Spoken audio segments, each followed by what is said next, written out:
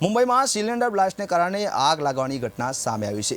સિદ્ધાર્થ કોલોનીમાં એક મકાનમાં આગ લાગી હતી। આગમાં 9 લોકો ઘાયલ થયા છે। તમામ ઘાયલોને સારવાર માટે હોસ્પિટલ ખાતે ખસેડવામાં આવ્યા છે અને હાલ આગ પર સંપૂર્ણ કાબુ મેળવી લેવામાં આવ્યો છે। તો કહી શકાય કે આગમાં 9 લોકો દાઝી ગયા છે। મુંબઈમાં આ ઘટના બની છે। તમામ ઘાયલોને સારવાર માટે હોસ્પિટલ ખાતે ખસેડવામાં આવ્યા છે। કહી શકાય કે આગ પર હાલ સંપૂર્ણ કાબુ મેળવી લેવામાં આવ્યો છે। તો આગ લાગવાની ઘટના સામે આવી છે। મુંબઈમાં સિલિન્ડર બ્લાસ્ટના કારણે આ આગ લાગી હતી।